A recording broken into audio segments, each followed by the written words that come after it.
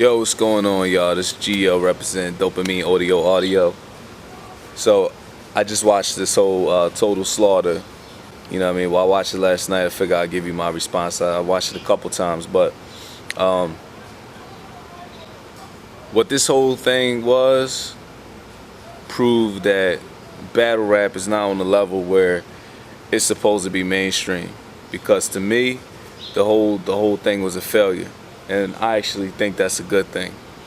And I'm going to tell you why. Because it's the last part of our culture that has not been contaminated.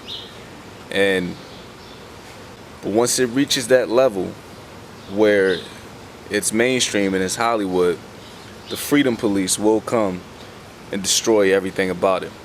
You know, then you got different sponsors and shit like that. They're going to infiltrate the culture and they're going to destroy it. You know what I mean? Certain things you're not going to be able to say.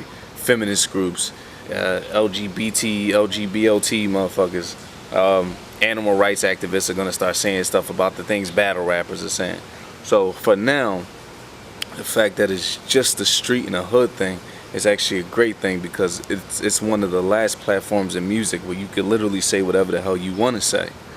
And here's the deal. There's a reason why battle rap stages are set up the way they are. Going way back from the beginning when they was doing it in fucking clothing stores. And you know, you look at any KOTD battle, any UW battle, any smack battle, the stage could be big, but it's 50, 60 motherfuckers on stage. You know what I mean? It's close, it's tight. You know, dudes is in their face. They can only move but so much, because that's the culture of battle rap going back to the 80s. And this was one of the driest events. The crowd was just dry as hell, because you need that. You need 20, 30 people on stage who know the battle, who can understand and pick up the punchlines, because what makes the crowd go wild, really, when you think about it, it's those 20, 30 motherfuckers on stage that when somebody drop a hot line, they make a facial reaction and go, oh, and it's just an electronic ripple effect throughout the crowd, and the whole crowd just go, oh. That shit is what's needed. You know what I mean? And even Smack said something when they brought him on stage. He said something about the angles. And Smack knew that shit was dry. You know, Sway was just, after every, yo, how y'all liking the battle? Hey, yo, who you think winning right now? Hey, yo, you heard that song with Eminem and Busta? Shut the fuck up. We didn't come for this. This ain't 106 in Park, man. This ain't, nah, this is street motherfuckers. We just want the grittiness, we want the griminess, man. So Joe should have killed Hollow Don because of that reason. The stage was set up for his scenario.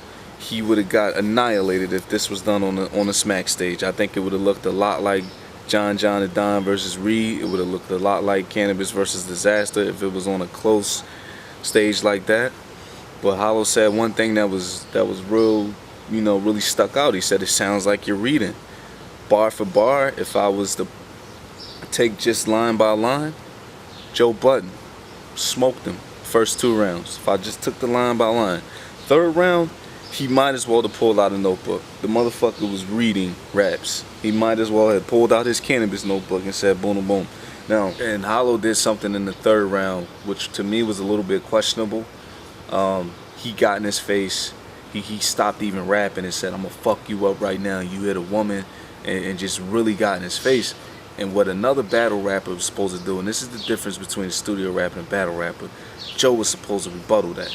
Joe was supposed to get just as aggressive, and the fact that he had a weak ass rebuttal in the beginning and then just went right to the rhyme book and started rhyming, that's why motherfuckers started booing.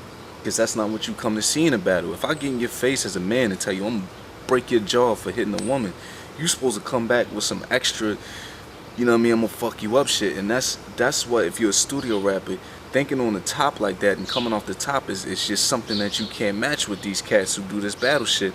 And that's why they start booing, and that's why they put the mic down. And because he forfeited, you gotta give it to Hollow. But I think 1st, 2nd round, he barred for